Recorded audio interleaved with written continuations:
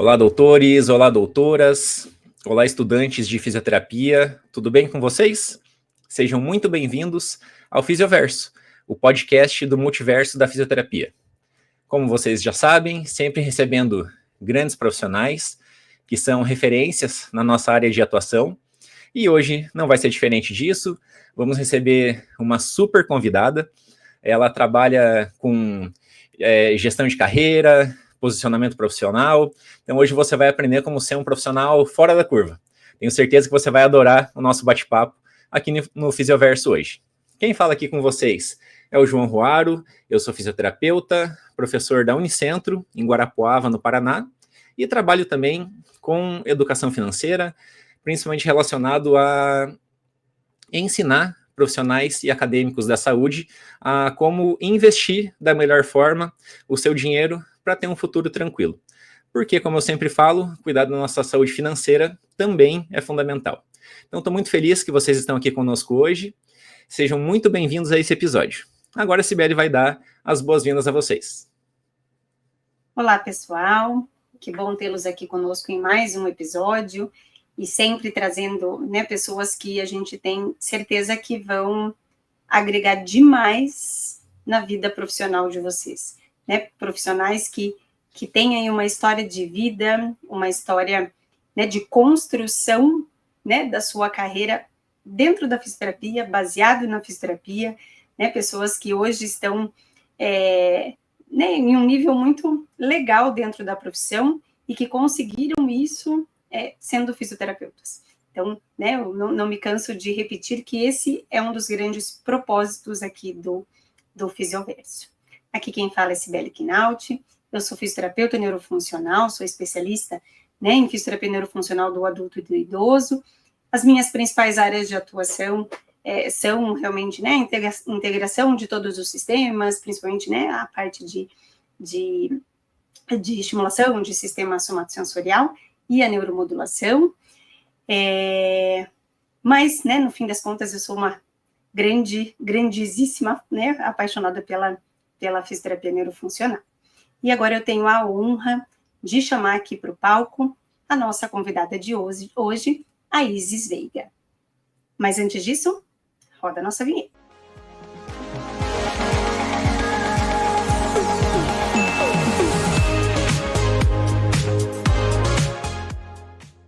Seja muito bem-vinda, Isis, ao Fisioverso. Tudo bem com você? Tudo bem, obrigada pelo convite, João, obrigada pelo convite, Cibele. É uma honra para nós. Uma super honra. Obrigada mesmo por ter aceito o nosso convite. E, Isis, antes da gente começar esse nosso bate-papo, eu queria que você contasse aqui para nós, para todos os nossos ouvintes, quem é a Isis, de onde você está falando, Conta para nós um pouquinho sobre você. Bom, eu sou Isis Veiga e sou formada há 23 anos pela Universidade Católica de Salvador. Eu sou aqui de Salvador, estou falando de Salvador. E eu tenho uma trajetória na faculdade muito voltada para pediatria e neonatologia, que sempre foi uma área que eu gostava. Eu entrei na faculdade já querendo pediatria, mas não tinha muita certeza. Mas durante o curso eu fui descobrindo, comecei a fazer cursos e me interessar, a fazer estágios, e acabou que essa virou a minha área de atuação. Eu sou uma fisioterapeuta que tem o título de especialista em terapia intensiva neonatal e pediátrica, também trabalho com fisioterapia neurofuncional na saúde da criança e do adolescente, também sou titulada pela Abrafim, pelo COFITO, sou mestre e doutora em saúde da família na sociedade contemporânea, que é uma área que eu gosto muito de estudar, núcleo familiar, o cuidado centrado, que hoje já tem o nome, o cuidado centrado na família, mas que eu já estudava há muito tempo. Durante meu percurso acadêmico, eu sempre quis muito a área da docência. Já na faculdade, eu já tinha interesse em ser professora. Na época que eu estudava, não tinha iniciação científica na universidade. Em 99, 2000, não tinha iniciação científica. Então, eu não saí muito preparada para esse meio. E aí, depois que eu me formei, fiz mestrado, doutorado, para poder conseguir me inserir nessa área. Sou docente há 20 anos. Então, eu já dou aula em faculdade há 20 anos. Fui supervisora de estágio durante muito tempo, também em pediatria e neonatologia, e trabalhei em UTI neonatal e pediátrica durante 15 anos. Uma das áreas que eu atuei durante muito tempo foi UTI pediátrica cardiológica. Então, trabalhar com crianças cardiopatas, pós-operatório de cirurgia cardíaca, sempre foi uma paixão muito grande. E, na verdade, com a pandemia, de 4 anos para cá, eu fiz uma transição de carreira. Não é uma transição, porque eu continuo sendo professor, eu continuo atuando, mas eu comecei a voltar para o digital. Então, eu comecei a fazer aulas online, comecei a preparar cursos online, e hoje eu trabalho também com carreira para profissionais da área de saúde, posicionamento, brand, marca pessoal e comunicação. Uau! Então, assunto não nos faltará hoje. Ai, que legal. Isis, deixa eu te perguntar, em que momento ali, vamos retornar lá para a tua época da graduação, sim, e a partir desse momento de como você foi desenvolvendo, né, a tua carreira ali. O que te levou a gostar, né, a se apaixonar pela área ali da neuropediatria, associar isso com a fisioterapia respiratória? Você teve influência muito grande de algum professor, de alguma professora? Isso partiu de você mesmo? Foi em algum estágio, né, que você gostou muito de atender algum paciente, alguma coisa assim? Conta para os nossos ouvintes.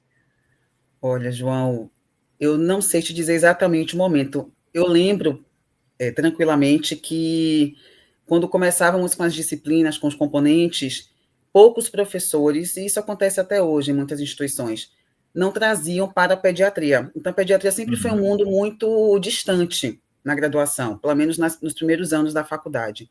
Mas eu já tinha uma questão com pediatria que aí eu já não consigo explicar, que eu digo que é uma vocação mesmo. Assim, eu sei hoje que gostar de criança não é suficiente, gostar de criança é o básico, mas que eu falo muito isso para os alunos.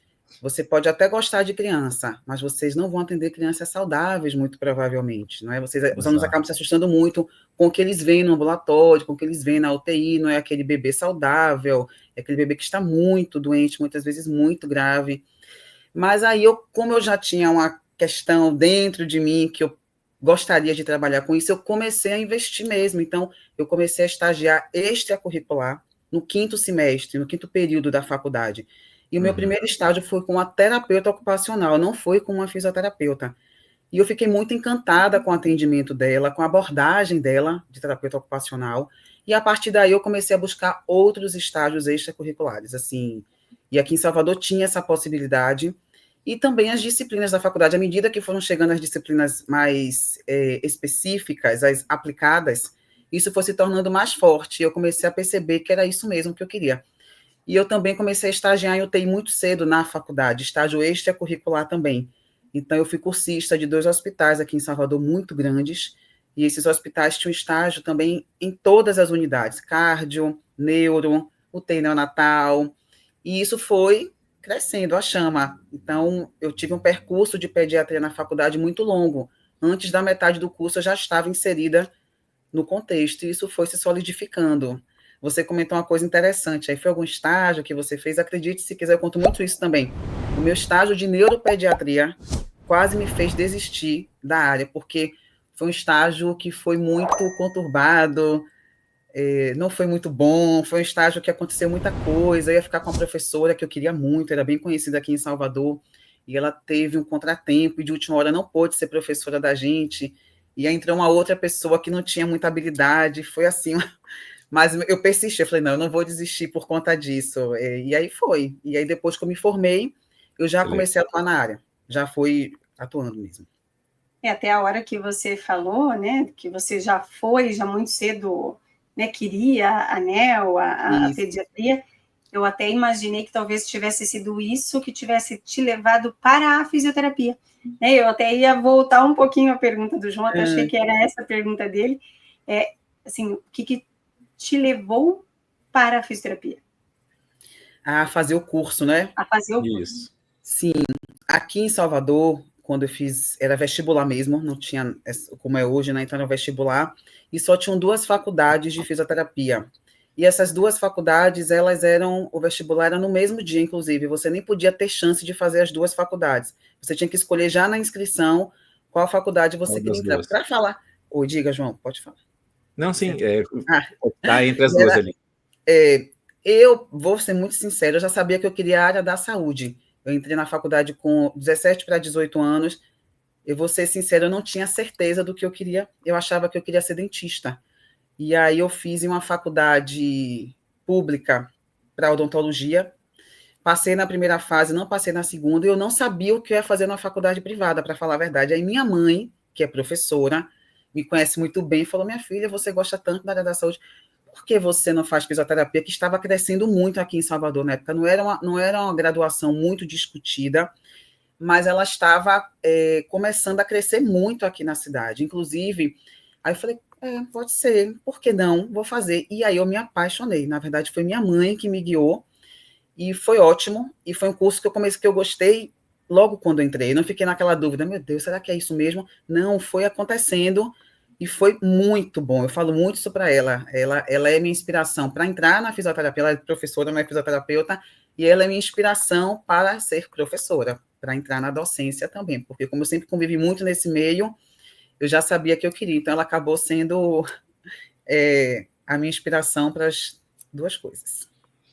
Ou seja, era para ser assim, né? É o que estava escrito e tá aí. Deu certo, graças a Deus. A odontologia perdeu uma possível excelente profissional e a fisioterapia ganhou. Isso, era para ser assim. Isis, e aí você também teve a intenção ali, né, de ser docente depois, você gostava de atuar na área profissionalmente, e você foi se capacitar cientificamente, vamos dizer assim, né, fazendo o estrito senso. Você fez o seu mestrado em quê? O seu doutorado em quê? Quais foram ali as instituições que você passou, né, na pós? Eu fiz o mestrado e o doutorado na mesma instituição, que foi a Universidade Católica de Salvador. Na Católica. Na Católica. Quando eu busquei o mestrado e o doutorado, pelo menos na época que eu fiz, para a gente ingressar na área acadêmica aqui em Salvador, essa era uma maneira. E muitas instituições não contratavam professores que fossem apenas especialistas. Então, eu percebi, não só para me qualificar, obviamente, como eu disse, eu não participei de iniciação científica, então eu saí muito crua da universidade em relação à pesquisa.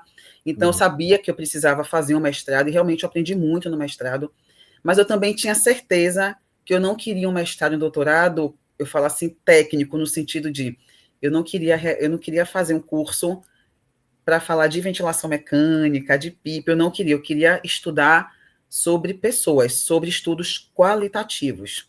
E aí eu busquei a Católica justamente porque tinha o mestrado e doutorado em saúde da família, que era um público que eu já trabalhava, que eu já atuava bastante. Então, eu queria um curso que fosse dessa forma, que eu estudasse relações, né? Aí, no caso, no mestrado, como eu trabalhava em UTI pediátrica, eu estudei sobre mães de crianças cardiopatas, e o doutorado eu mudei a abordagem, que foi estudar os pais, a paternidade, que sempre é uma área mais excluída dos estudos parentais. Que é relegada pouco mesmo, estudada, né? E aí eu fui estudar os pais mesmo, os homens, de famílias de crianças com paralisia cerebral. Eu queria entender esse sentimento, né? Porque muitas vezes eu percebia nos meus atendimentos, isso foi uma questão minha de experiência, que eu já me peguei fazendo isso, eu já não faço mais, que é, como é que essa criança está na UTI, e é o pai que está aqui, cadê essa mãe? É a mãe. Eu também tinha esse pensamento, que é um pensamento, nossa, hoje completamente diferente, de trazer esse pai para esse contexto. Às vezes nós, profissionais de saúde, não trazemos esses pais. A gente chama a criança para o atendimento e fala, ó, pai, pode esperar aí fora, cadê a mãe? E a gente acaba, às vezes, excluindo o pai dessa relação. E eu queria ouvir esses pais, e foi assim, o doutorado foi um divisor de águas meu, que eu digo, de vida, né? De ouvir esses homens que muitas vezes não são ouvidos, e pais de crianças com deficiência. Então, foi maravilhoso. Eu queria estudar isso, eu queria estudar relações, estudar, no caso do doutorado, eu acabei estudando sobre dádiva, né, sobre presente de Deus. A intenção não era a religião, mas a religião vem muito nesses processos. As pessoas trazem muito a religião, cada um com a sua, obviamente, mas o presente, né, de ter um filho, uma filha, mesmo que seja com deficiência. Então, foi bem interessante. Então, tanto um quanto o outro foi isso. Essa questão da religião, né? Acho que a gente hoje tem o costume até de dizer, né? A gente hoje fala muito do contexto biopsicossocial, e eu falo, na verdade, é biopsicossocial e espiritual, né? Porque isso faz uma diferença muito grande quando a gente tem essa visão global mesmo, envolve.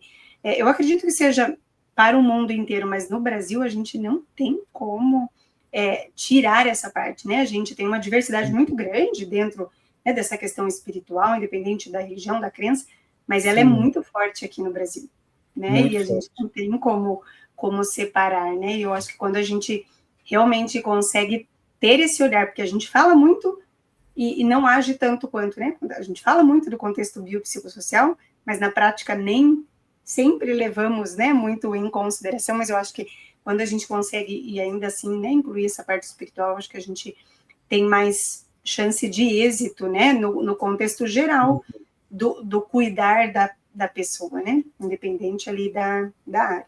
Mas muito legal, parabéns pelo teu estudo, acho que é algo realmente inovador, né, porque a gente escuta muito pouco falar mesmo, né.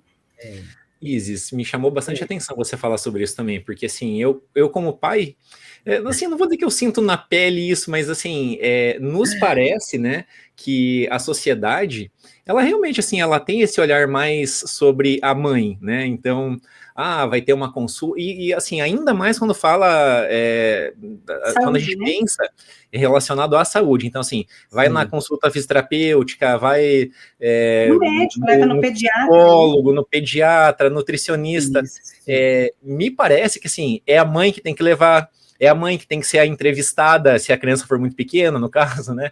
E assim, o que você lembra, assim, né, ou que te marcou de algum caso, óbvio, você não precisa dar detalhes, nada, né, mas de que você, assim, falou, esse caso aqui foi interessante, eu podia falar sobre ele. O que acontece, João, eu não vou... Foi uma tese, né? Então ela foi grande. Sibeli trouxe a questão da religião, a religião faz uma diferença imensa. Eu, inclusive, tive que mudar a minha análise da tese por conta da religião, porque a depender da religião, a visão muda em relação à condição, né? E ao tipo de tratamento, se vai levar ou não, o que é que, enfim, uma série de questões. Mas a gente tem uma questão aí de políticas públicas, né? As nossas políticas, elas prevalecem de que a mulher é que tem que acompanhar essa criança. A partir do momento que eu tenho uma licença de 6 meses e o pai de 5 dias, a gente já entende aí quem é que vai levar essa criança, né? Uma coisa que eu aprendi muito nessa tese, foi uma coisa muito interessante, a sociedade, ela faz questão de dizer que o cuidado é materno. E não é materno, o cuidado é humano. Isso foi uma coisa que eu aprendi muito nos estudos. Quando alguém me leva a crer que o cuidado é materno, isso me tira do mercado de trabalho, isso faz com que haja uma cobrança da família, da sociedade. Ela é mulher, ela tem que cuidar. Não, a mulher cuida melhor que o homem, não. Cuida melhor quem fica mais tempo. Então, uma questão que eu aprendi foi, o homem pode cuidar muito bem dessa criança, se ele também ficar com ela. Basta ele ficar, ele vai saber trocar muito bem a fralda, levar para o médico, dizer o que essa criança tem, responder todas as perguntas que o pediatra for fazer, ele vai entender sobre a condição da criança se ele convive com essa criança. Porque ele está envolvido, né? Envolvido, eu acho que é a questão do envolvimento. E você falou um ponto que eu acho que é muito cultural, né? A gente mesmo, enquanto, né? Você falou que você tem filhos, aqui nós 3 temos filhos, né? A gente tem muito essa questão de nós mães, daí estou falando, né? A gente também assume mais coisa intrinsecamente, a gente nem percebe. A gente já vai, muitas vezes, com aquele pensamento de que, meu Deus, se eu sair, meu Deus, o pai não vai lembrar que tem que dar comida, não vai lembrar que tem que trocar fralda, não vai lembrar que tem que dar banho, não vai lembrar. A gente já fica... E daí o que a gente faz? A gente já deixa tudo pronto. A gente também não deixa, né? Assim... do mesmo jeito que com a gente aconteceu. Alguém, né, dificilmente alguém chegou para nós e ensinou passo a passo do que tinha que fazer com o nenenzinho. A gente vai aprendendo. E isso foi uma coisa que eu aprendi, estou longe de estar onde deveria, né? Mas eu aprendi muito aqui em casa pela minha demanda de trabalho. Eu até o meu primeiro filho, eu era autônoma então, não tinha licença maternidade. Então, eu tive que voltar a trabalhar muito cedo. Eu me lembro eu dando aula de pós, o meu nenê tinha 40 dias, meu marido levando ele para assim, era em Curitiba, era perto de casa, mas assim, eram 3 dias de aula. Eu me lembro dele levando o Thiago lá, né, para eu amamentar nos intervalos, enfim. Mas a minha demanda de trabalho e de viagens, então assim, quando as crianças eram muito pequenininhas, era muito grande, né? Foi a época que eu fui vice-presidente da Brafim, depois presidente da Brafim. Então assim, era uma loucura. E aí o que aconteceu? Ele assumiu. E eu coloquei na minha cabeça, eu não vou ser daquelas mães que vou ficar cada 3 minutos mandando mensagem. Fez saber. Isso, fez aquilo, lembrou de levar no negócio, né? E isso fez, assim, hoje eu falo, a pessoa que eu mais confio para deixar os meus filhos fora é o meu marido. A gente está exatamente no mesmo nível. Claro que tem coisas que eu estou mais ligada e tem coisas que ele está mais ligado. Mais por rotina. É uma divisão assim, natural, né? Assim, a rotina das atividades extracurriculares, meu marido, ele é muito mais ligeiro do que eu, porque é uma coisa que ele faz mais rotineiramente do que eu. Sim, né? sim. E como tem outras coisas que eu sei mais. Então, assim, claro, foi uma necessidade, mas eu tive uma, né, a gente não pode dizer uma boa surpresa, mas assim, ele realmente assume todos os papéis que eu faço tão bem quanto. É a parceria, né? Tem uma parceria aí. Mas eu acho que é isso, é a gente também deixar. Às vezes eu escuto, né? Muitas amigas minhas reclamam. Ele não faz, ele não. Mas, assim, mas será que deixa, né? Será que dá esse espaço? Deu abertura, né? Porque eu faço melhor, se trocar, eu vou mais rápido, né? E quando faz, reclama, né? Olha, fez assim. Aí, assim, a pessoa acaba meio que. Você tá achando ruim, então não vou mais fazer, né? Então... Agora vocês falando aqui, eu estava até recordando, né? Hoje não é tão incomum você ver pessoas, né, se identificando como pais em tempo integral. A mulher trabalha, né, fora, digamos assim, e o homem acaba ficando em casa. Isso não tem certo e errado. Só que a gente está falando que se a gente olhar há 20, 30 anos atrás, isso era impensável, né? Assim, não era uma realidade, pelo menos aqui no Brasil, né? Que a gente via. E hoje a gente já vê isso. Então, assim, as organizações familiares, elas vão, né, se moldando de acordo com as necessidades também que cada família tem. E acho que você deve ter visto necessidades e arranjos familiares muito diferentes ao longo dessa pesquisa. Muito diferentes, verdade. Muito diferentes. As coisas estão mudando para melhor. Claro, a paternidade está tendo outro papel mesmo, sem dúvidas. Cada família vai se dividir de uma forma, realmente. No meu caso, meu estudo tem um pequeno viés, porque ele foi feito dentro de um ambulatório de atendimento do SUS. Então, na realidade, as famílias que eu trabalhei eram famílias com um poder socioeconômico um pouco mais baixo. Eu atendia famílias de uma comunidade de Lauro de Freitas, que é a região metropolitana de Salvador. Então, todas as famílias que eu entrevistei, elas tinham uma classe social muito parecida.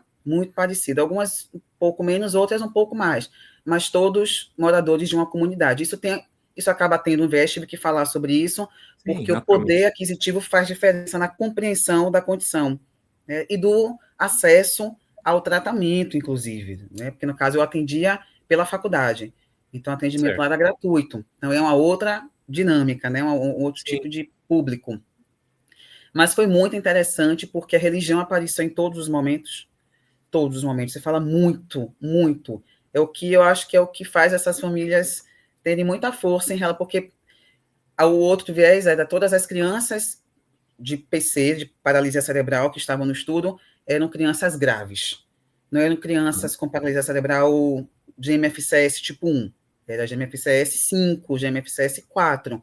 Então, cadeirantes, crianças que não tinham independência, muita autonomia. Dependência, né?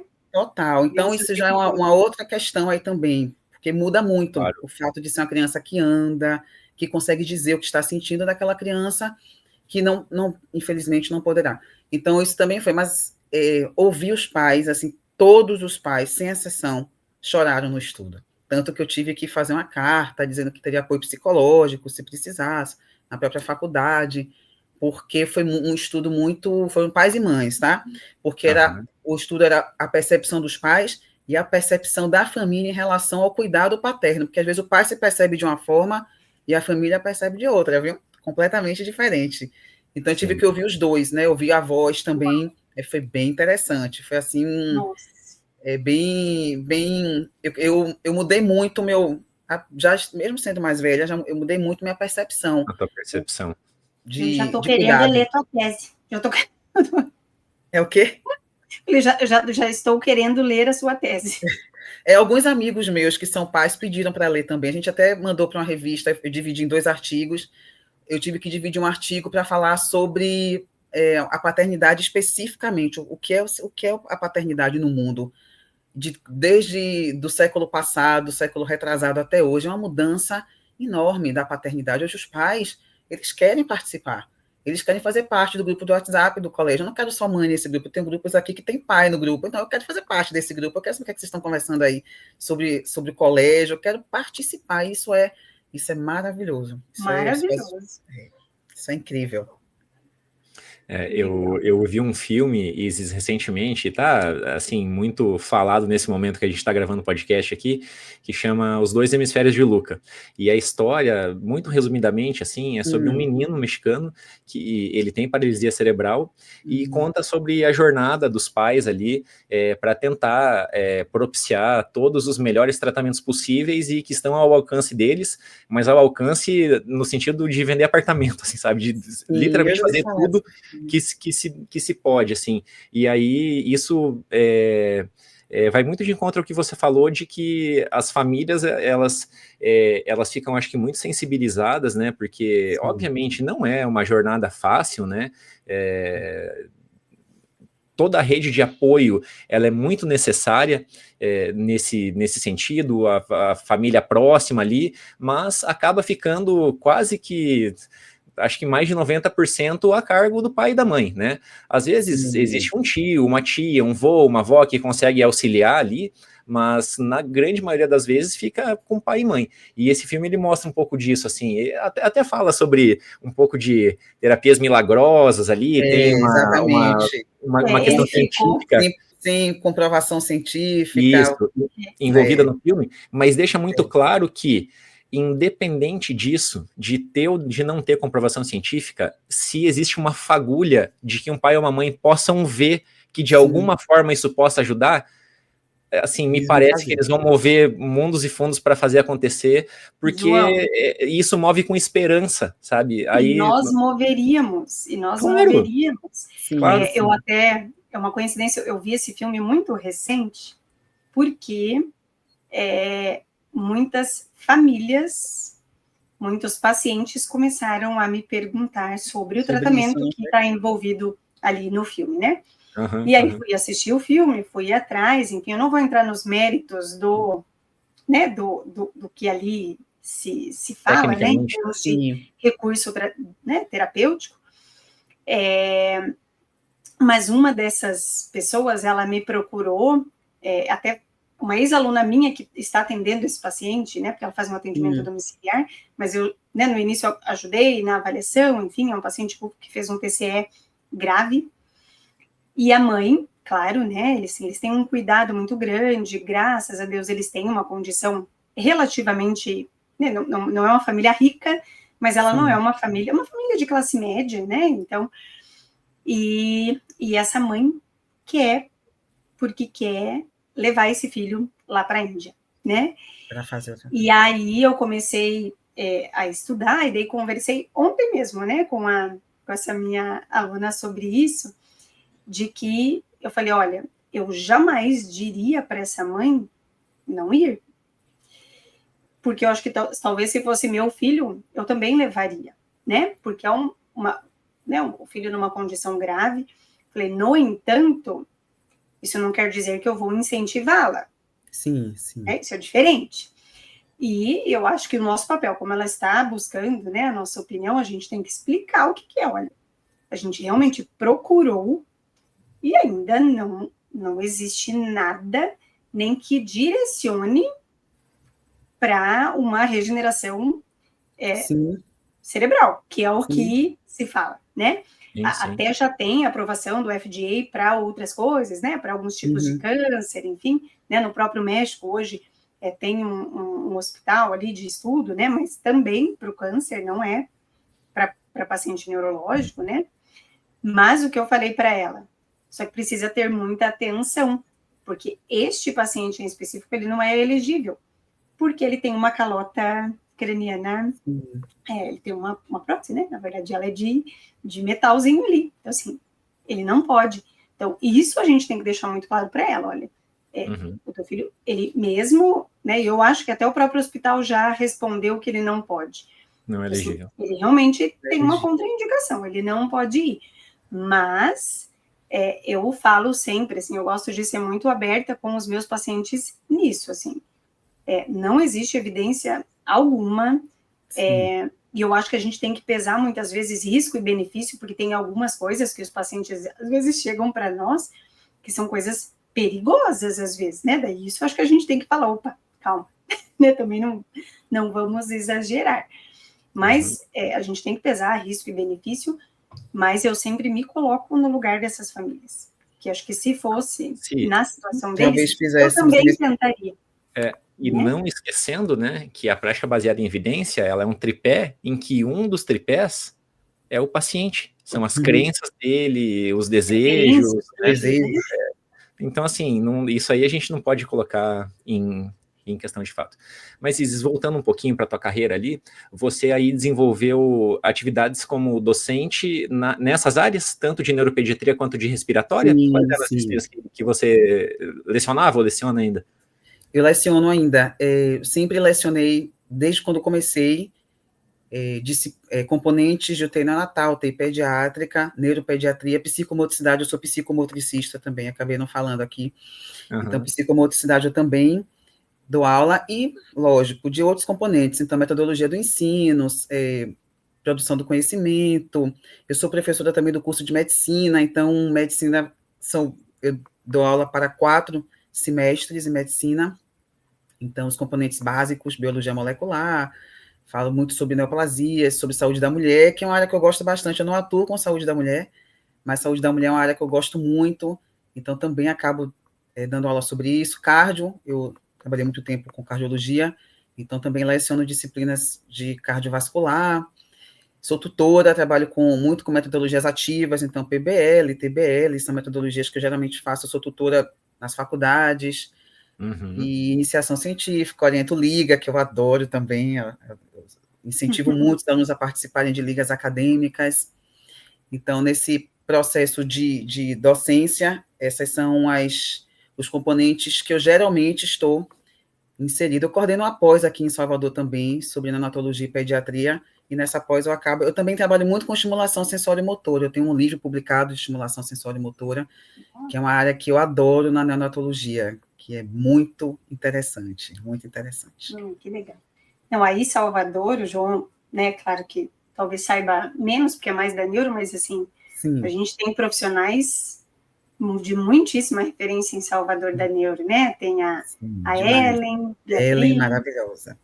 A Lorena, a Lorena Rosa, eu não sei qual instituição que ela está, vou te falar que eu não sei, mas a Lorena, ela fez o doutorado dela com Parkinson, e a diretriz de cuidado, né, do doente com Parkinson, a versão em português foi a Lorena e a Tamini Capato, né, que é de São Paulo, que fizeram a tradução. Lorena é bem conhecida aqui mesmo. Bem conhecida. Enfim, mas é um dos bercinhos aí da neuro. Um celeiro da neurofuncional. Muita gente boa. Isis, e em que momento você decidiu, né, ou pensou em fazer essa, assim, não vamos chamar de mudança de carreira, tá? Mas em que você adicionou, né, a sua trajetória profissional, vamos dizer assim, dessa tua nova área de atuação. Conta como foi esse processo, porque obviamente isso, você não foi dormir e daí no outro dia acordou e falou assim, agora eu vou trabalhar com isso, né? Isso você deve ter ido se envolvendo, você deve ter visto pessoas falando sobre, aquilo foi te chamando a atenção, que é o que vai acontecendo naturalmente quando a gente se interessa por uma área nova, né? Conta um pouquinho como foi essa mudança aí. Começou na pandemia. O que aconteceu na pandemia? Eu, professora, tivemos que, quem é professor sabe, trabalhar de casa. Eu dava aula manhã, tarde e noite, todos os dias, e tive que aprender a usar tantas ferramentas que hoje já não são novas, mas na época era completamente novo. Sem ninguém ensinar. Esse ponto, deixa eu fazer um adendo aqui só, não perca teu raciocínio, tá? Sim. Hoje, a gente está gravando esse podcast aqui numa plataforma digital que se chama StreamYard, o Google Meet, o Microsoft Teams, o Zoom e assim por diante. Hoje é tudo tão comum e é tão natural para nós. Mas, cara, questão de 4 a 5 anos atrás, assim, ó, eu estava na chefia do departamento de fisioterapia da instituição que a gente trabalha aqui, e eu lembro que foi assim, ó, nossa senhora, foi um caos, porque nenhum professor queria fazer, porque ninguém se sentia confortável, não, mas eu nunca fiz isso, eu não tenho formação para isso, e cheio de motivos ali. Então hoje é tão natural, mas você falar assim, lá na época, né, foi muito difícil, e de fato foi, porque hoje é tão natural, mas se a gente voltar no tempo, nossa senhora, foi um caos. Fora a questão, né, João, de até acesso à internet. Porque, assim, antes a gente não precisava, às vezes, ter uma velocidade tão grande, porque, assim, a gente tinha um uso muito restrito e mais offline, às vezes, se a gente for pensar, né? E aí a gente teve que estruturar, porque, assim, nós precisávamos, enquanto docentes, de uma internet boa e os alunos também. Então, isso foi né, até a gente se adaptar uau, parece que foi no século passado, né? E realmente, mas foi outro dia. Pois é. Mas volte aí ao teu raciocínio. Não, mas é porque esse foi um ponto diferente. Eu trabalhava em 3 universidades diferentes, cada um era um processo. Uma era Google Meet, outra era Zoom, outra era Microsoft. E do nada uma faculdade pediu para a gente gravar vídeo no YouTube, do nada, assim, amanhã, como se a gente já gravasse, e não tinha isso. Foi uma loucura. E que você tivesse um cinegrafista em casa para, né, te filmando ali, que você tivesse um paciente de demonstração. E coloca no ar, como se fossem coisas assim que a gente fizesse há muito tempo e a gente não fazia. Mas, enfim, acabou ficando, hoje é mais fácil. Mas aí eu comecei, antes da pandemia, eu sempre viajei muito o Brasil dando cursos, muito mesmo, e a pandemia fez com que isso não acontecesse mais, e cursos meus mesmo. E aí eu comecei a pensar assim, olha, quer saber? Eu vou começar a fazer esses cursos online, viu? E aí eu comecei a perceber uma forma, assim, não vou ser hipócrita aqui, de ganhar dinheiro, né? De continuar ganhando dinheiro. Sim, naturalmente. E aí, fazendo esses cursos, eu falava assim, não, eu já tenho um tempo aqui dando aula online, eu vou conseguir dar uma aula de um curso meu online. E em um ano, eu abri 7 turmas e foi assim, maravilhoso, sem gastar R$1 divulgando exclusivamente pelo Instagram, e começou a dar certo, só que a demanda eram cursos técnicos, estimulação sensória e motor, era um curso sobre intervenção fisioterapêutica em crianças com paralisia cerebral, cursos bem específicos. Mas aí a demanda dos alunos começou a chegar a demanda do tipo, Isis, mas eu faço esses cursos, mas eu não consigo ser contratada, mas eu dou esses cursos, mas eu não sei o que é que acontece, que quando eu faço entrevista, eu nunca passo. Eu falei, isso tem um motivo, isso tem um motivo, com certeza. Eles não conseguiam converter o conhecimento técnico em empregabilidade. Empregabilidade, exatamente. E a gente sabe, muitas vezes, por que isso acontece. Eu fui fazer uma seleção e o recrutador não me disse por que eu não fiquei. E aí eu comecei a perceber uma demanda em relação a outras questões, né? Os soft skills, na realidade. Eu falava, gente, carreira não é só conhecimento técnico, isso a gente já imagina que vocês têm, vocês se formaram, foram 5 anos na faculdade, não é possível que vocês não tenham conhecimento técnico. Aí vem uma outra questão aí, que é comportamento. que é habilidades socioemocionais. Exatamente, inteligência emocional, autorresponsabilidade, proatividade, comunicação também, são muitas questões aí. E aí meu Instagram, ele era muito voltado para Neo e PED. Só que eu saí de UTI, eu não estou mais em UTI há 8 anos, que eu não atuo diretamente em UTI, fiquei ainda um tempo como supervisora, e ambulatório eu saí em 2024. Então eu senti a necessidade de falar sobre outras coisas. Eu não quero mais falar sobre um assunto que eu não estou, eu tenho minha prática, são 20 anos, isso ninguém me tira, mas assim, de qualquer forma, eu queria trazer outras coisas que eu estava começando a gostar. Eu sempre estudei sobre comunicação sempre me interessou, posicionamento também, e imagem pessoal, intencional. Não imagem pessoal de dizer, olha, você só tem que andar arrumado, não. Eu falo de imagem pessoal intencional para o que você deseja alcançar, que são coisas bem diferentes, para não pensar que estamos falando de uma coisa boba, e nem é boba, na realidade. Claro, claro. E aí eu comecei a estudar sobre isso, falei, quer saber, eu vou começar a falar sobre isso agora. E fiz uma transição no meu Instagram, e aí começou a chegar outras pessoas com outras demandas de outras áreas da saúde.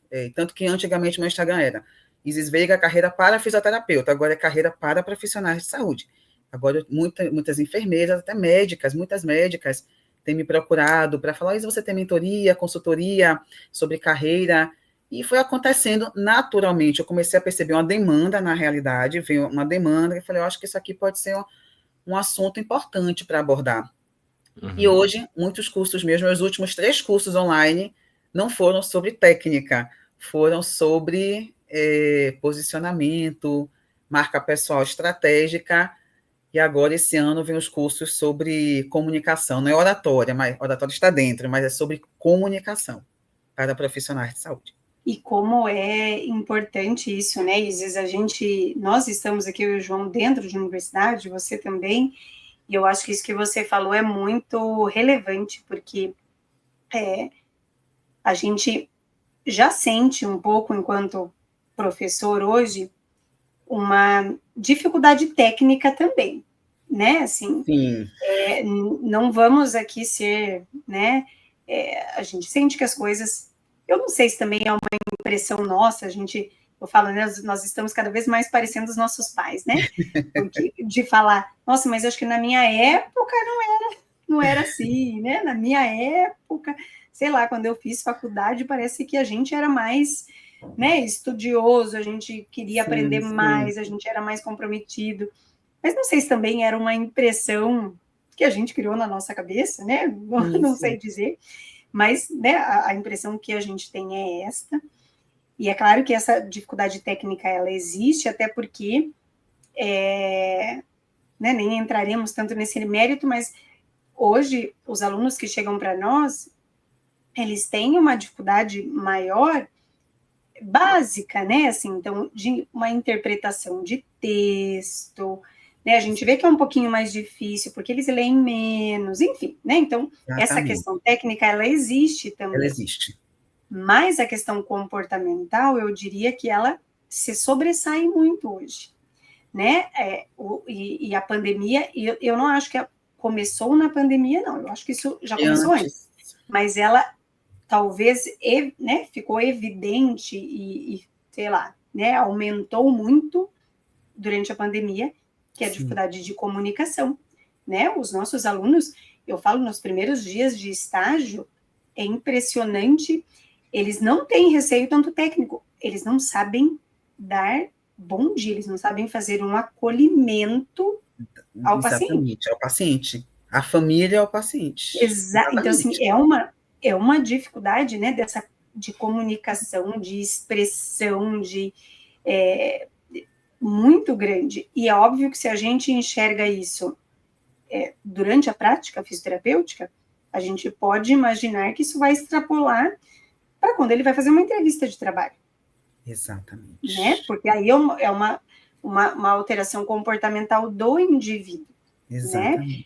E acho que os grandes estudos, né, até o pessoal ali, o João, lê mais essas coisas, né, mas acho que foi o Steve Jobs que falou, né, que eu prefiro contratar alguém tecnicamente não tão bom, mas que tenha né, altas habilidades socioemocionais do que o inverso. Do que o inverso. Porque, provavelmente vou ter muito mais dificuldade com aquele que tem uma técnica muito boa, mas não tem esse controle socioemocional muito bom.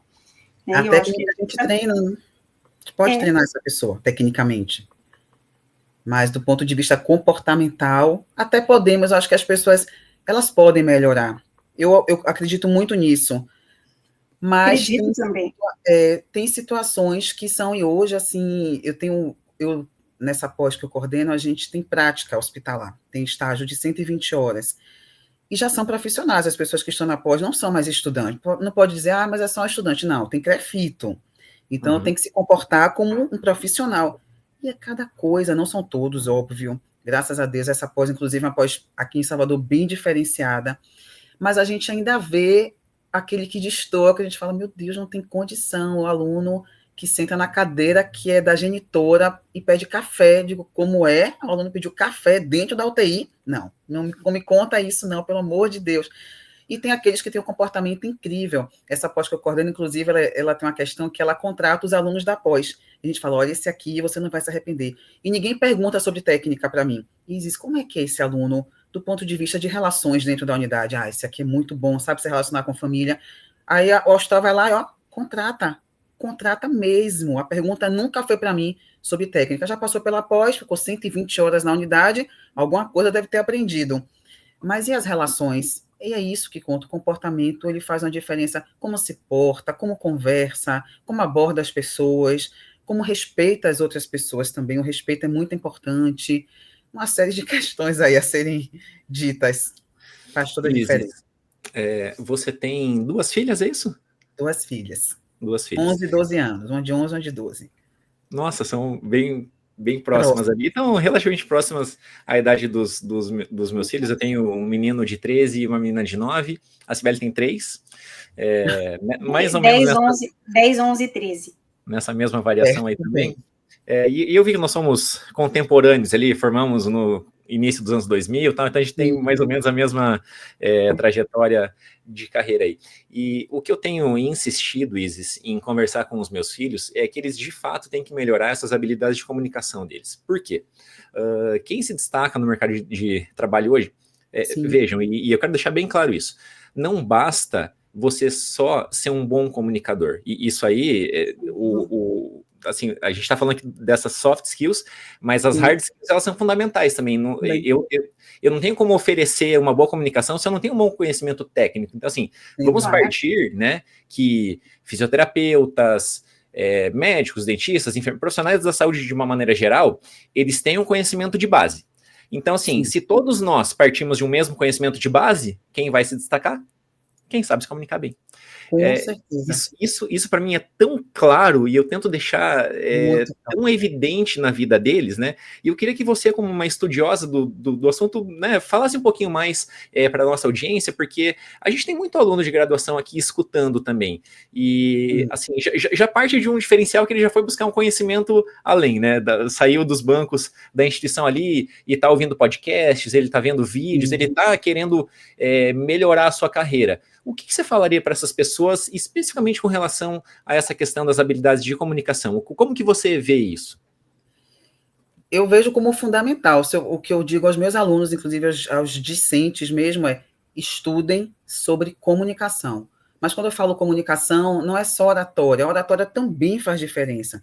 Eu digo assim, se você falar comigo sem abrir a boca, sem eu entender o que você está falando, a gente não consegue conversar. Eu não vou conseguir te entender. E aí eu falo, estudem sobre comunicação. Eu falo, se cuidem. Eu falo isso mesmo, viu? Eu não tenho hoje. Antigamente eu falava isso meio. Ai, que será que vão pensar de mim? Hoje eu já não falo assim. Eu falo assim, se cuide, se preocupe com sua imagem pessoal. Você não chegue com o jaleco amassado, sujo nesse hospital. Não chegue com esse sapato sujo. Não chegue. Porque as pessoas não vão falar para você, não, viu? As pessoas vão falar por trás. E na contratação, eu tenho experiências, eu já recrutei muita gente para emprego. Eu já fiz entrevista, João e Cibele, com uma pessoa que chegou na entrevista com roupa de ginástica. E me perguntou assim, vai demorar muito? Porque eu tenho que ir para a academia. E dessa forma. Pode ir já, não precisa nem esperar, não. Eu Já digo, tá para liberado. demorar, eu digo só se o candidato for bom. Se for bom, a gente demora. Se não for, você vai chegar rápido. Tive que responder assim, porque é inacreditável. E a gente, eu falo para os alunos, gente, o que eu estou falando para vocês aqui, o RH às vezes não vai falar para vocês, não. Há um mês, há exatamente um mês, um centro de reabilitação aqui de Salvador, muito grande, muito bom, por sinal, abriu uma seleção. E uma das fisioterapeutas pediu indicação para mim, que é uma responsabilidade muito grande. Eu digo, estou te indicando, pelo amor de Deus, viu? Olha a responsabilidade. Indiquei 4 pessoas da pós, excelentes alunas, e aí 3 ficaram, já foram contratadas até. Uma não ficou. Eu falei, caramba, por que será que ela não ficou? Aí eu perguntei, aí, como foi? E aí, te disseram por que você não ficou? Não, não me disseram. Aí eu fui perguntar para a fisioterapeuta, falei, me conta aí, o que foi que aconteceu nessa entrevista que ela não ficou? E a resposta dela, acreditem, foi ela me chama de a menina, ela veio de camiseta. Esse foi o motivo dela não ter ficado. Eu digo que os alunos entendam isso que eu estou falando, quando eu digo cuidem da imagem de vocês, não são roupas caras, nem produtos caros, cuidem minimamente de serem adequados ao ambiente, é disso que eu estou falando. Vocês nunca vão errar se vocês usarem uma blusa de manga comprida. Talvez uma camiseta sim. Infelizmente, ela não ficou por conta disso, gente. Eu participei de uma Isso banca. dá, né, Isis, um pouco mais de autoridade. Da E isso gente. não é o tipo de autoridade que a gente passa sem ser uma autoridade que a gente precisa falar. Então, assim, o sinal não verbal. Exatamente. E assim, isso já é uma primeira impressão. Então, assim, você já começa ou um passo à frente ou um passo atrás. Exato. E eu digo assim, a gente não tem uma segunda chance de causar uma boa primeira impressão. Nós não temos. Então, uma coisa que eu bato muito com as pessoas, com os meus alunos de graduação e de pós, imagem, ela comunica. Então, invistam nisso, porque tem tantos estudos que mostram. Então, eu trago os estudos para ele, gente, isso aqui não foi o que eu estou falando, não, viu? Isso aqui é um estudo da década de 70. 93% da nossa comunicação não é o que a gente fala. É como a gente se veste, são os nossos gestos, nossa postura, não verbal, né? tom de voz, exata, a maneira como eu mexo no cabelo, a escolha, no meu caso, do meu batom. E isso é importante, porque nós somos seres simbólicos. Eu digo assim, vocês também julgam pela aparência, vocês não gostam de ser julgados, mas todo mundo aqui julga, todo mundo julga. Mas quando é comigo, ai, que absurdo, eu sou tão boa tecnicamente, não deveria me preocupar com isso. Deveria, porque na hora de desempatar, é exatamente isso que vai contar. Então, eu digo aos alunos, estudem sobre comunicação, sobre posicionamento, vocês são a marca de vocês. Vocês são a propaganda de vocês. Hoje a gente tem as redes sociais, João e Cibele, que são poderosíssimas. Se eu tiver 2 profissionais muito bons e um estiver no Instagram se vendendo, ele vai ter mais paciente do que aquele que não está. E isso é um fato. Isso é um fato. Não tem uma hipótese, não é um fato. Então, vamos começar a pensar como é que você vai se vender aí nessa história. Como é que você se vende? Como é que você chega na casa do paciente? Você chega de qualquer jeito na casa do paciente? Você não chega de qualquer jeito. Jaleco amassado, sujo, você vai minimamente adequado a esse ambiente. Então, e falo muito o que vocês trouxeram. A gente está falando aqui de soft skills, mas assim, a gente já imagina que sejam bons tecnicamente, mas muitas vezes não são. Então, eu digo, gente, estudem, pelo amor de Deus. Simplesmente estudem, não deixem. Eu estudo até hoje. Eu vou dar uma aula, a pessoa fala, vai dar uma palestra sobre estimulação sensória e motora. Para você é fácil, mas eu sempre estudo antes de dar palestra, porque eu sempre posso melhorar. Sempre vai ter alguma coisa ali que eu posso falar e que eu não falei na outra. Você nunca vai se arrepender de ter estudado, e leiam muito para aumentar esse repertório. E a gente sempre aprende. Lógico. A gente sempre aprende. Acha que a gente fica aqui o quê? Sem estudar? Não tem como fazer isso, não tem possibilidade. Então, eu acredito que eu falo muito, invista em você, olha como é bom estudar, investir, fazer cursos, investir em outras habilidades também, as pessoas têm investido muito nisso ultimamente.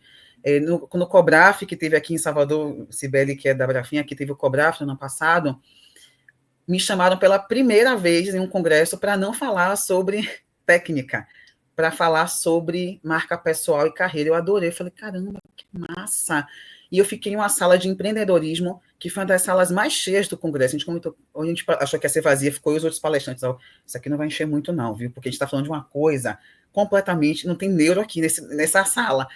E a sala, quando começou a palestra, a sala começou a encher. A gente fica, meu Deus, a sala está cheia. As pessoas estão interessadas em gestão de carreira, em finanças, em marca pessoal, em imagem pessoal.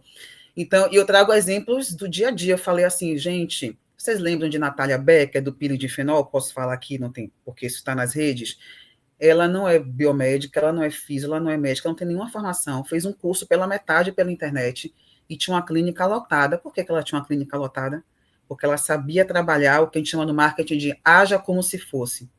Ela não era, mas ela agia como se fosse. Então, seja você o profissional excelente que também vai agir como uma pessoa que é excelente. Se mostre para o mundo. Eu quero que as pessoas saibam que tem uma pessoa muito boa que pode atender seu filho, seu pai, sua mãe, seus avós, e você precisa se mostrar, mas isso tem que estar dentro de algumas, não é de regras, mas assim, de algumas questões, né? E dentro dela, a comunicação, como é que você vai abordar esse paciente? Como é que você chega para o familiar? Como é que você aborda? Como é o seu bom dia, boa tarde, boa noite? Você está olhando para esse paciente, você olha para essa família, olha nos olhos, você realmente está interessado, você tem uma escuta ativa? Porque não adianta ficar ouvindo e estar em Nárnia. Essa escuta ativa, você realmente ouve esse paciente, ouve essa família? Várias questões, raciocínio clínico, raciocínio crítico, é coisa que a gente discute, viu? Isis, isso é fantástico, porque assim, de novo, voltando, né? As questões técnicas, elas são, claro, não na sua complexidade, mas a gente minimamente aborda isso ao longo da formação, né? Nos 5 anos ali de graduação. Mas o maior gap que nós temos na fisioterapia, e eu vejo que é na fisioterapia em geral, a gente sempre brincou que na neuro, talvez isso fosse ainda mais forte, né? Porque, assim, como os pacientes, e antigamente mais, né? Mas ainda eles chegam, é uma mudança grande, né? Quando você recebe uma notícia, né, de uma doença neurológica, então, assim, aquilo tem um impacto para o indivíduo que sofre, para a família muito grande, né? E principalmente na neuropediatria, a gente era visto basicamente como Madre Teresa de Calcutá. Assim, como é que você vai cobrar né, da família, da criancinha, do nenezinho, meu Deus, demônio, né? Deus livre. Mas na fisioterapia em geral, a gente não tem essa formação em gestão, né? Gestão de carreira, empreendedorismo, de saber vender, né? Porque como a gente fala de serviço, a gente não tem um produto que a gente vende, mas a gente tem que vender o serviço. E isso é o que a gente mais vê hoje, né, João? A gente até conseguiu colocar agora na nossa grade nova do curso uma disciplina de gestão de carreira, enfim, mas a gente sente o quanto isso é difícil para o profissional fisioterapeuta, né? Para os profissionais de saúde em geral, mas né, em específico aqui para o profissional fisioterapeuta, porque a gente não tem essa formação básica. E é por isso que a gente tem que buscar essa formação em paralelo às nossas, né, buscas, atualizações e formações técnicas. Aí tem que ser em paralelo, né? Como você falou, não posso deixar a parte técnica também de lado, porque é o meu produto final, né? É o que eu vou executar de fato. Mas todos esses conhecimentos, né? Em como falar, eu falo muito isso, né? Gente, a gente não percebe os vícios de linguagem que a gente tem e que são feios. E a gente não percebe, como você falou, as pessoas não falam para nós. Elas não corrigem a gente. Não. Então, a gente tem que começar a ter essa autopercepção e fazer formações, porque a gente aprende a ter essa autopercepção, a gente aprende a falar melhor, né? E isso faz toda uma diferença, né? A escuta ativa que você falou, como a gente tem... A gente, né? Mas a maioria das pessoas tem dificuldade em ouvir, principalmente o nosso paciente, né? Hoje se fala muito, mas se pratica pouco, né? A gente fala tanto da anamnese, o quanto é importante, mas quem de fato deixa o paciente falar numa anamnese, né? A gente interrompe a todo momento, a gente já quer, né? E isso faz toda a diferença, né? Quando a gente entende o contexto, quando a gente escuta o que está por trás, né? Então, assim, essas habilidades, elas deveriam, de fato, ser construídas em paralelo, né? Elas são complementares, e isso é muito importante, né? Faz diferença, muda tudo. E às vezes os alunos da graduação, a depender do período, não têm dessa noção. Eu acho que quando eu falei assim, eu acredito que as pessoas melhorem, às vezes precisa que alguém fale. Eu sou a professora que falo com afeto, obviamente, assim, gente, não vai ter mimimi aqui, eu não vou enrolar muito, mas a verdade, vamos dizer assim, vou dar um choque de realidade em vocês. O que acontece mesmo é isso aqui. É isso aqui que acontece. Vocês gostando ou não, vocês querendo ou não. Eu lembro que uma vez eu estava no laboratório de uma faculdade e o aluno entrou com o jaleco muito amassado. Aí eu falei assim, olha, eu não vou te tirar do laboratório hoje, mesmo porque era uma regra do laboratório. Estar com jaleco limpo e passado.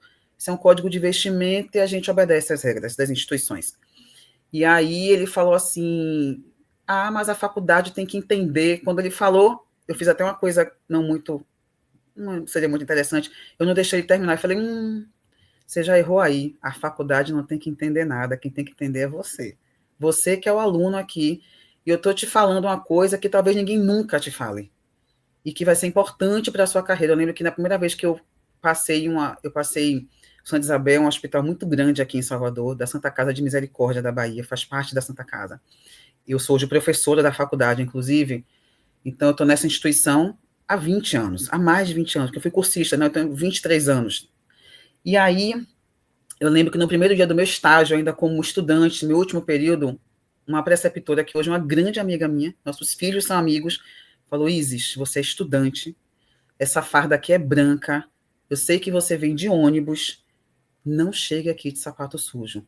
Eu estou te dizendo isso, as pessoas não vão te falar. Não chegue aqui com seu fardamento sujo. O que é que eu fazia? Eu pegava ônibus com uma roupa, botava a farda em uma mochila, quando eu chegava no hospital, eu trocava de roupa e ia para a UTI.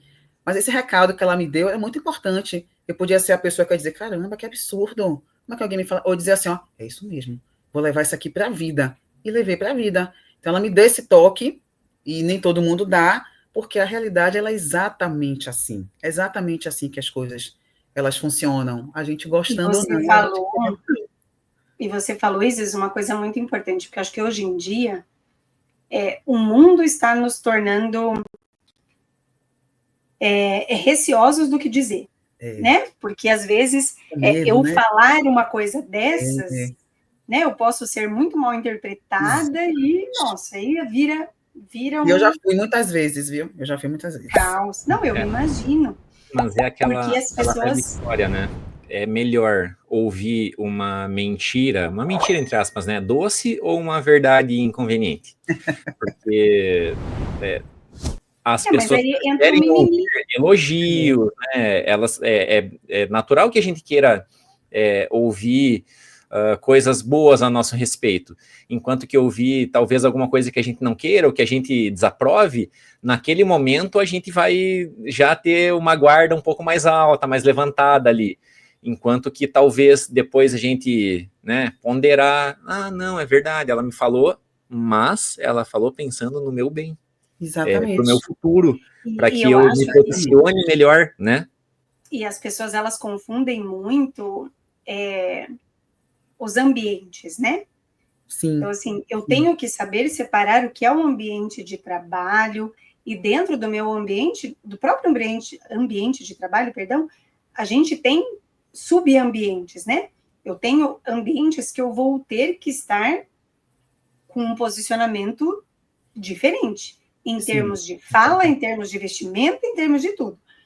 E tem outros que vão exigir talvez outra coisa. E hoje o que eu mais escuto, prof, mas eu sou assim, eu gosto. Eu sou assim. Eu não tenho ferro de passar roupa lá em casa. Isso. Eu não sou, assim, o que a gente mais escuta hoje? E não são só de jovens, né? Aqui a gente está tendendo talvez a dizer que são os mais jovens, mas o que a gente escuta muito?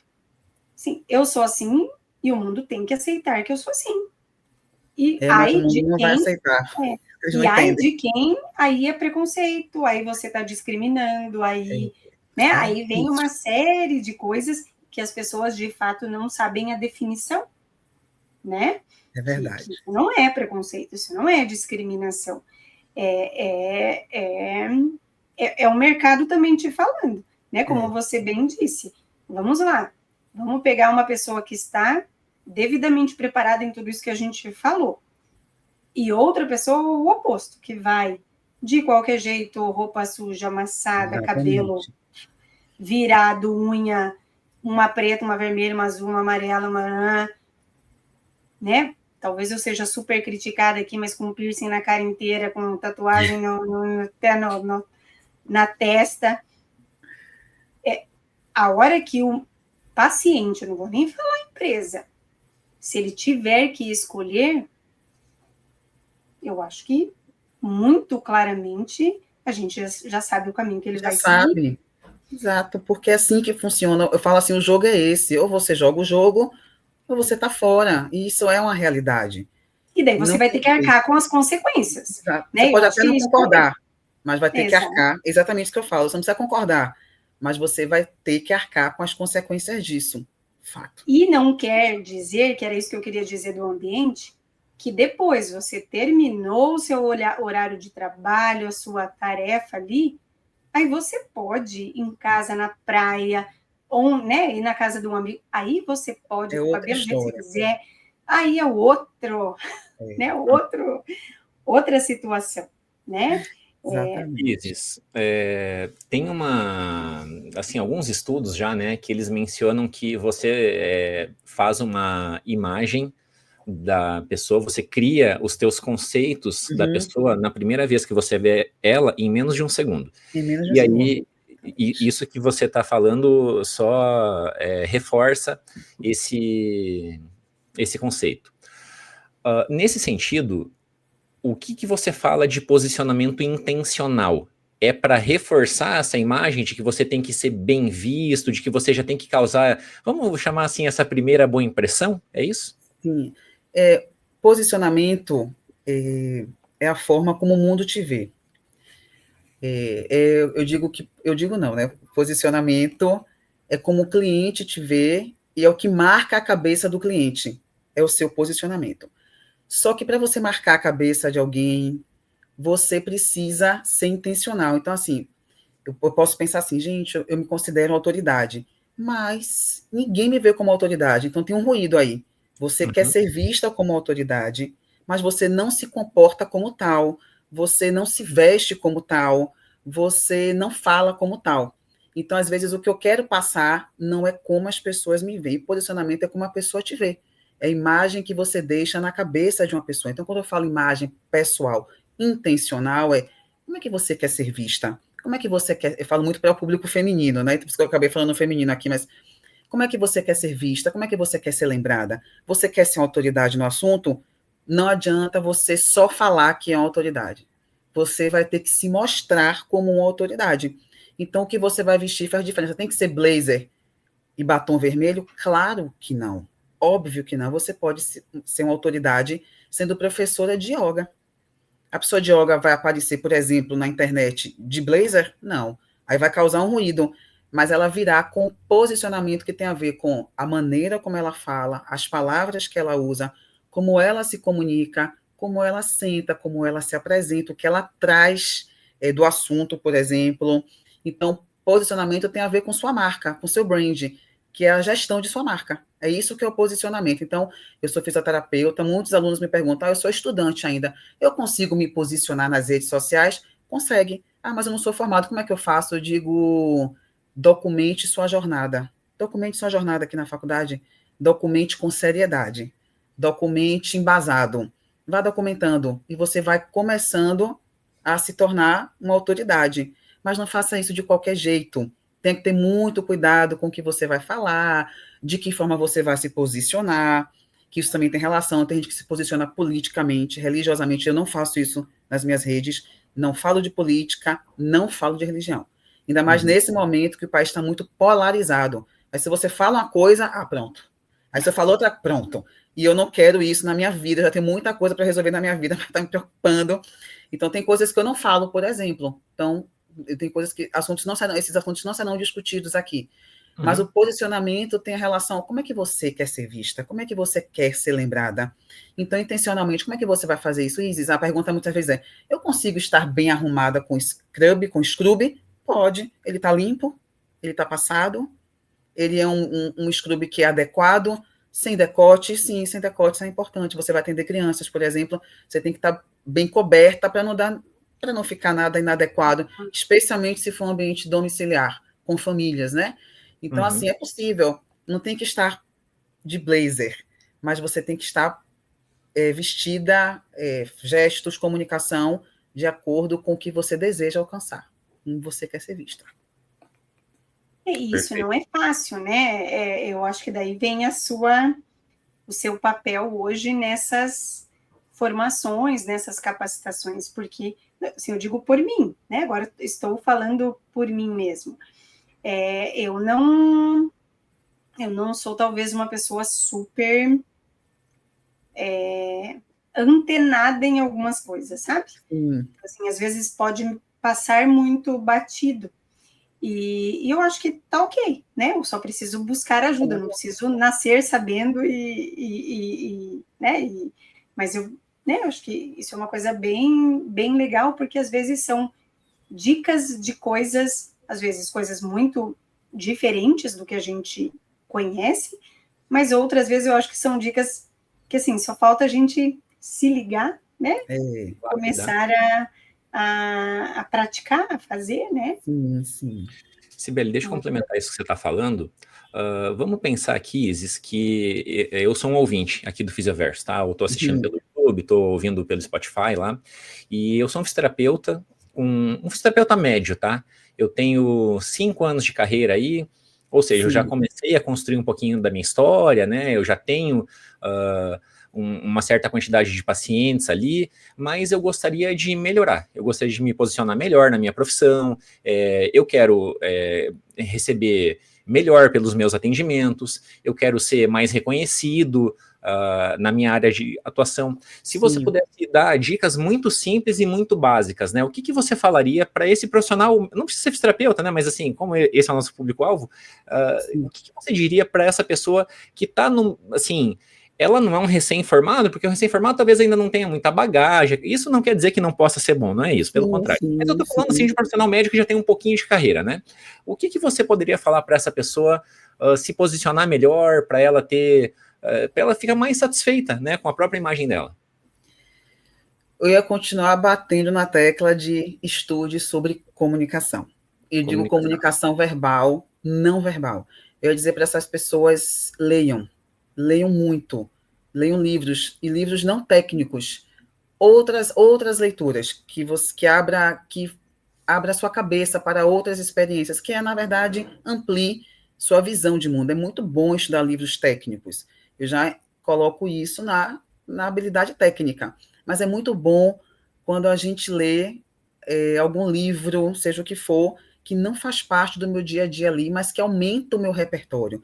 E isso faz com que eu tenha uma outra visão, converse melhor, fale melhor com as pessoas, me comporte melhor. E eu ia dizer uma questão aí que era, comece a falar sobre você. Se venda sem medo, se venda sem medo. Eu falaria também, João, que eu sei que é uma coisa que nem todo mundo concorda, eu ia dizer, vá para as redes sociais, comece a usar as redes sociais a seu favor. Eu ia te fazer essa pergunta, eu queria até que você talvez abordasse um pouquinho mais a fundo. Você acha que hoje isto é essencial? Então, vamos lá, eu já, né, fiz toda essa liçãozinha de casa aí, já li bastante, já aprendi a me comunicar. Então, assim, hoje ali com, né, o meu paciente, o meu empregador, ou na minha clínica, enfim, eu já, né, já fiz o deverzinho de casa. Então, assim, já tenho, né, o básico. Uma comunicação verbal e não verbal boa, mas eu ainda não estou nas redes sociais. Você acha que isso hoje é essencial, fundamental, não tanto? Conta um pouquinho isso aqui para nós. Para mim, é fundamental. As redes sociais hoje são o novo cartão de visitas, e são mesmo. Quando eu digo muito assim, quando você vai buscar um médico, ou uma médica, um dentista, eu quero ver quem é que não bota esse dedo aqui nesse Instagram para procurar o Instagram da pessoa. Todo mundo, deixa eu dar uma olhadinha aqui nessa pessoa. O que eu quero dizer é, se você for um fisioterapeuta, que a sua propaganda é no boca a boca, ela pode funcionar muito bem, mas a verdade é que se você for para as redes sociais, isso toma uma outra proporção. Você pode alcançar lugares e pessoas que só no boca a boca você não alcançaria. Ela é Que foi o exemplo, limitada, né? como Sibeli? O boca a boca, ele é muito limitado, né? Hoje é. Antigamente, com a pandemia trouxe o digital, isso que está acontecendo hoje já era previsto de acontecer, mas não agora. Isso estava previsto para acontecer, segundo os estudos, em torno de 2030. Só que aconteceu em 2020, porque quando veio a pandemia, isso aqui acabou virando um outro contexto e não tem mais volta. Isso não volta mais, porque virou um mercado muito lucrativo na realidade. E eu diria assim, invista nas redes sociais. Aí uma pessoa no congresso me fez uma pergunta interessante. Ela falou assim, Isis, eu tenho uma clínica no interior, acho que é do Maranhão, se eu não me engano. E eu já percebi lá que quem tem clínica e está na internet está tendo muito mais paciente do que eu fizer. A concorrência vai ser desleal. Ela falou assim, mas eu não quero ir para as redes sociais. Eu não me vejo nas redes sociais. Acho até que vou adoecer se for. Eu falei, então não vá. Pelo amor de Jesus Cristo, tem menor sentido você ir. Porém, você pode contratar uma empresa para gerenciar as suas redes. Isso é um investimento. Se sua clínica tiver condições de investir nisso, você paga uma empresa para gerenciar as redes sociais de uma maneira que atraia clientes. Claro que se você for a pessoa que atende, você está nas redes, é bom, porque as pessoas, elas compram de pessoas. Você não é Coca-Cola, você não é Havaiana, para já estar em outro nível. Você é você, você é sua marca, você vai ter que mostrar uma certa humanidade, humanização, porque as pessoas, elas compram de pessoas. Ela pode comprar, ela pode ser atendida, o filho dela pode ser atendido por 5 fisioterapeutas na cidade. Mas quando ela bateu o olho em você, ela falou, não, eu quero que ele seja atendido por ela, eu gostei dela. Eu gosto da maneira como ela se posiciona. Então, as redes sociais, elas podem mudar a sua carreira e as pessoas estão começando a perceber isso a ponto de um conselho como de medicina tão conservador ter percebido isso. Então, as pessoas estão percebendo que quem não está nas redes está perdendo lugar para quem está. Eu digo assim, foi o que eu falei antes, as pessoas precisam saber, você não é bom, você não é boa, as pessoas precisam saber que você existe. Se você não estiver nas redes, vai ser um pouquinho mais difícil elas saberem que você existe. Então, eu investiria nisso. Aí vem outras questões, mas eu não sou boa o suficiente, eu não me importo bem nas câmeras, apenas comece. Se não começar, não tem como refinar. Eu falo para todo mundo, veja meu Instagram aí, desça o feed, role o feed aí até lá embaixo, e você vai ver meu primeiro vídeo aqui no Instagram. Horrível. Sem condições. Por quê? Porque eu não comecei muito boa, mas vai refinando, refinando, e eu digo a vocês aqui, as redes sociais, o Instagram é o que eu mais uso, mas estou começando a ir para outros lugares, abriu muitas portas para mim. Muitas portas mesmo. Eu mesmo estando com a carreira consolidada, as redes sociais me fizeram ser vista por outras pessoas e ter outras possibilidades de empregabilidade que sem as redes talvez ou não acontecesse, ou demorasse mais, ou fosse um pouco mais difícil. Eu falo muito isso em um podcast que eu participei. Após que eu coordeno, ela também traz muitos alunos porque eles me veem nas redes sociais, então eu tenho um ganho indireto aí, que é muito importante. Sim. E isso é muito poderoso.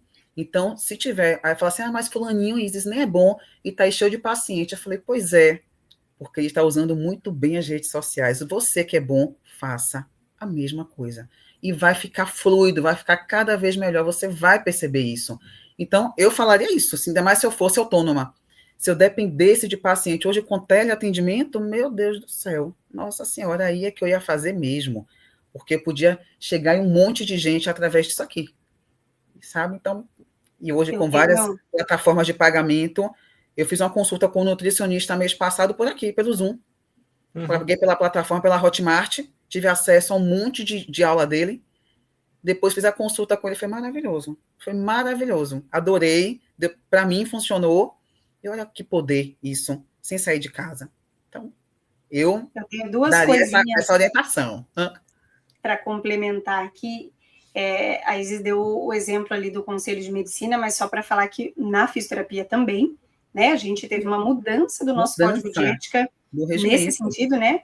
O nosso código de ética ele era de 2013 e depois teve uma mudança ali, acho que foi 2020, 2021, não me lembro certinho, mas foi ali, né, mais para perto agora.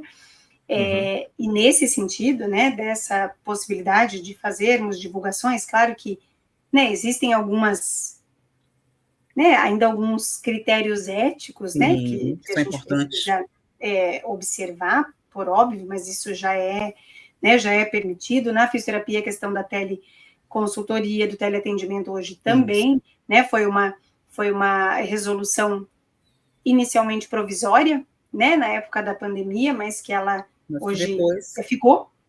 Não tem como, né? Acho que hoje já nem se questiona se ela vai cair ou não, porque veio para ficar, né? Acho que isso é fato. Então, e a outra coisa que eu queria falar é que esses tempos eu estava até num congresso da Abrafim que nós falávamos justamente disso.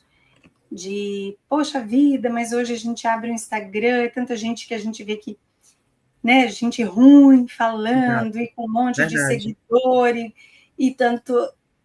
Falei, gente, mas eu sou uma que eu não posso criticar, porque eu não faço. Então, assim, a pessoa, ela teve a iniciativa de falar. Se as pessoas boas não fazem... Exatamente. Gente, nós não podemos abrir a boca. Então, assim, e estou falando para os nossos ouvintes, esperando que eu também absorva. Né? Acho que as pessoas que têm conhecimento, que têm... né? Todos nós temos áreas, né? Que a gente estuda, que a gente entende um pouco mais, que a gente pode levar essa informação, né? E aí, como a Isis falou, a Isis começou talvez lá atrás indo para um lado mais técnico, hoje ela está indo muito mais para uma gestão mais de carreira, mas todos nós podemos estudar e abordar alguma coisa que seja interessante para o público, né, dentro daquele nicho, daquele mercado que a gente quer atingir, né, que a gente quer ganhar autoridade. Então, faça, né, e é melhor, como que é a frase, João? É melhor feito do que perfeito. Sim. Se a gente não começar, a gente nunca vai melhorar. Então, assim, não adianta você esperar você ter um estúdio maravilhoso com não sei o quê e comece a fazer. E ao longo do processo a gente vai melhorando. Lógico. Cada vez mais. Até tem uma trend que está rolando nas redes sociais recentes, agora que é assim, primeiro você começa e depois você melhora. É exatamente isso. Mas é verdade. Mas é verdade. Eu vou fazer uma analogia aqui com os investimentos. Com os investimentos é a mesma coisa. Porque assim, a rede social ela tem uma imensidão de possibilidades. E nos investimentos não é diferente. Então a pessoa pensa assim, mas então eu vou sair da poupança? Eu tenho um dinheirinho na poupança lá. O que é melhor investir? É melhor eu colocar num CDB, num tesouro direto, investir em ações, em fundos imobiliários. Eu já quero pensar em investir fora do Brasil, eu já quero ter rendimento em dólar. Então tem todas essas possibilidades? Tem. Mas e se eu errar? Viu? Se você errar, você vai começar pequeno. É a mesma coisa que você falou lá do seu primeiro vídeo. Com certeza você não falou com toda a desenvoltura que você fala nos seus vídeos hoje. Não. E talvez até hoje, os vídeos que você grave, você ainda não está 100% satisfeita, porque a gente nunca vai estar. O investidor é assim, ele é um eterno insatisfeito. Ele sempre podia ter colocado num investimento melhor, e que ganhou mais, ou que está naquele hype do momento, né? Mas nós temos sim que começar, porque a gente vai fazer cada vez melhor, porque a gente já fez muitas vezes. Tem até um ditado assim que fala assim, mas quem sabe investir R$1.000 sabe investir R$1 milhão. Porque o número, nesse sentido, ele não vai importar tanto, porque a pessoa já passou por N possibilidades e ela viu quais são os melhores caminhos. Com certeza, nas redes sociais é o mesmo sentido, né? Parecido, Exatamente. E a gente tem que fazer e tem que começar e vai aprendendo, né? Isso eu estou tentando ser uma aluninha com o João, de saber, né, como a gente faz. Tem uma frase da esposa do João que eu morro de rir, que eu sou um pouco como ela, estou melhorando, né? Porque eu acho que a gente tem muito isso, né? Quando você fala, eu vou investir, acho que na cabeça da maioria das pessoas, o que que é? Meu dinheiro só vai crescer, né? Não existe na nossa cabeça eu como dar errado, né? 1.000 e eu abri a planilha lá e tá 980, daí já vai te dando, meu Deus do céu, o que aconteceu? Fiz errado, dá um desespero.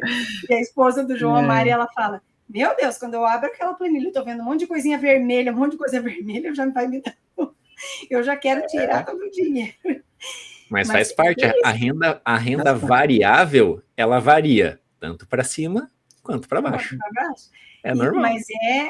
E a gente, ao longo do tempo, vai aprendendo que isto é normal, né? Porque, geralmente, quando a gente coloca, né, nessa renda mais variável, ela é muito mais a longo prazo. A gente não pode pensar hoje, que é o nosso pensamento, talvez, da poupança. A poupança ela é mais tranquila por conta disso. Ela nunca vai diminuir. Acho que nunca, né, João? Na minha cabeça, pelo menos, a poupança não tem como diminuir. Na verdade, ela assim... também não cresce. Veja... Vamos para uma parte mais técnica aqui agora. Na verdade, a poupança, você nunca vai ter uma variação negativa do valor nominal, né? Então, você colocou R$1.000 ali, no mês que vem você vai ter 1.007. Eu nunca vou ver 998. Mas esse rendimento é menor do que a inflação. Então, sim, você está perdendo dinheiro. Por mais que o teu dinheiro está aumentando, ele não está aumentando o teu poder de compra, né? Enquanto que a renda variável, assim, e eu sempre defendo isso, só para deixar claro, tá, pessoal? Investimento em renda variável, você tem que ter foco no longo prazo, porque os movimentos do mercado, no curto prazo, eles são completamente aleatórios. Você pode investir hoje e amanhã você pode estar ganhando, ou amanhã você pode estar perdendo, porque isso é assim, tem estudo científico que comprova isso. Ele é movimento aleatório no curto prazo. Mas no longo prazo, você investindo em bons ativos financeiros, é óbvio que você não pode colocar teu dinheiro em qualquer coisa também, né? Porque assim, a gente sabe que é suado para ganhar, então não dá para colocar em qualquer coisa. Mas no longo prazo, em 99% das vezes, você vai ter tranquilidade, o seu dinheiro vai render acima da inflação. Então é por isso que eu defendo investimento de longo prazo e não de curto prazo. E a gente acho que entrou nesse assunto do investimento, porque acho que tudo que a gente conversou desde o início desse podcast, né? A Isis contando a trajetória dela, né? A Isis, ela tem 2 especialidades profissionais, fez mestrado, fez doutorado, então ela fez uma construção de carreira técnica impecável, né? Hoje faz uma construção de carreira e fez em paralelo, né? Não é que ela terminou uma e começou a outra, né? Fez em paralelo uma construção de carreira pensando em viver bem dignamente da nossa profissão. E isso não é feio, gente. Isso não é um problema. Todos nós escolhemos a nossa carreira e infelizmente a gente vive num país que ainda é muito pobre, um país, né, que ainda não é um país desenvolvido, então a gente tem muitas e muitas e muitas pessoas que não têm a oportunidade de fazer uma graduação, de seguir com um nível superior, né? Então, assim, nós estamos aqui, nós somos já uma classe privilegiada, né? Quem está nos ouvindo ou já é fisioterapeuta ou está cursando fisioterapia. Então, nós já estamos, né, partindo de um nível já mais alto do que a grande parte da população. Que dá possibilidades muito maiores, né? Muito maiores. É garantia? Não. Aí vai depender de tudo isso que a gente falou aqui, né? Do seu empenho em construir tecnicamente a carreira, de construir tecnicamente a gestão da sua carreira, mas a gente escolhe uma profissão para a gente viver dignamente dela. A gente está falando que a gente precisa ganhar dinheiro. Não estamos falando que você tem que vender a alma por dinheiro. Pelo contrário, você vai conseguir dignamente viver bem da profissão fisioterapeuta, que foi a profissão que você escolheu. E isso é louvável, não é feio. E eu acho que eu quero reforçar isso porque a gente ainda tem muito na nossa cabeça que o fisioterapeuta não pode ganhar dinheiro, o fisioterapeuta não pode ser muito bem sucedido, né? A gente tem vergonha de falar isso, né? Muitas pessoas têm vergonha de dizer. Sim. Não é uma vergonha, né? Isso é uma recompensa do bom trabalho, de todo o investimento que você fez, como a Isis falou, em você. Sim, né? E tem que investir. Não tem área de saúde, qualquer área, mas assim, que os alunos, que os graduandos e os profissionais também compreendam que não dá para se ter uma carreira. Às vezes a pessoa ela quer ganhar bem, lógico, como você falou, é louvável, mas sem investir vai ficar muito difícil, muito difícil. Se eu quero ser professora universitária, vai ser um pouco mais difícil se eu não tiver titulação. Isso é um fato. Então, se eu quero seguir uma carreira acadêmica, eu vou precisar investir no estricto sensu. Isso é um fato. Ah, mas eu posso ser professor sendo especialista? Você até pode, mas para crescer vai ser um pouquinho mais difícil. Tem concursos que só são abertos para quem é doutor, por exemplo. Então, assim, você tem que pensar, o que é que você quer ser? O que você quer fazer? Uma clínica? É um hospital? Que hospital você deseja trabalhar? O que é que tem que fazer para chegar até lá? É isso, tem que planejar. O planejamento ele faz parte também, assim como o investimento. Sem investir, vai ser muito difícil crescer, muito difícil. Queria aquele tio, né? Aquele tio tátara parente lá que deixou um castelo na Itália que você herdou. Todo mundo quer, né? Acordar um dia, chegar com uma carta, olha, herdou, mas a chance disso acontecer é pequena. É muito pequena. Então, não dá para contar com isso. Temos que trabalhar, temos que investir na carreira. Se acontecer isso, que bom, né?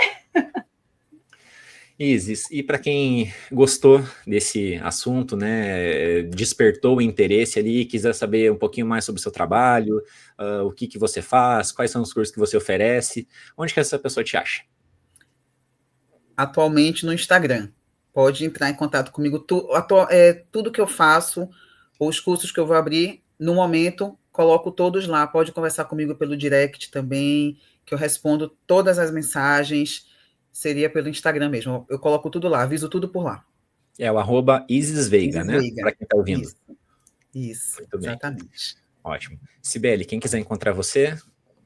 Também, né? Acho que hoje é o canal mais universal aí, né? Que a gente tem de comunicação. E eu confesso que é o canal que eu mais respondo hoje também, é pelo Instagram, mais rápido, né? Mais rápido.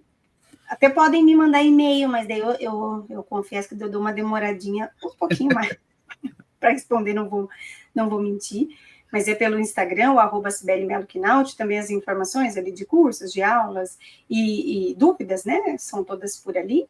E você, João? Mesma coisa, pessoal, quem se interessou por conteúdos relacionados ao que eu comentei aqui no podcast, né, de investimentos para profissionais da saúde, @investidordoutor.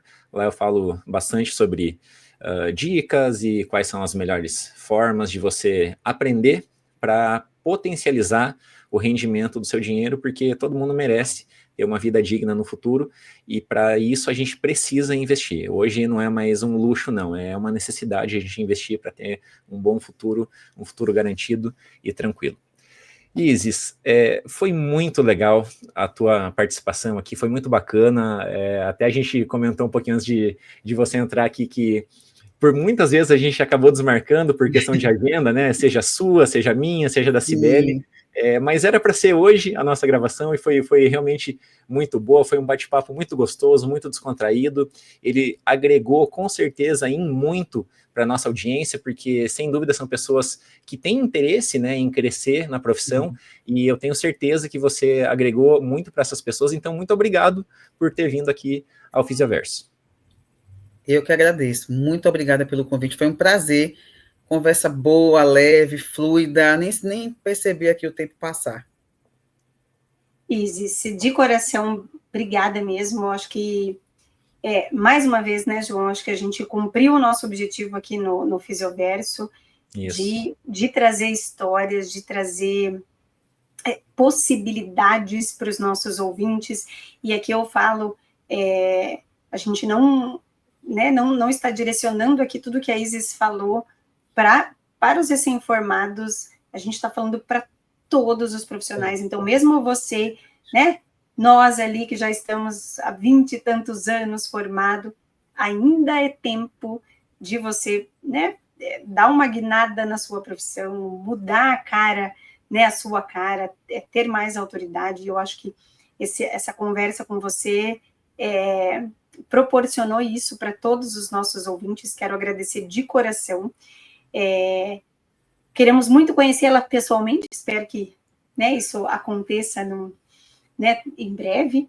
Vai ser ótimo. Mas muito, muito obrigada mesmo. E acho que a gente pode fazer a nossa despedida, né? Então, vamos lá. 3, 2, 1. Um abraço, pessoal, e até o próximo episódio. Tchau, gente. Até a próxima.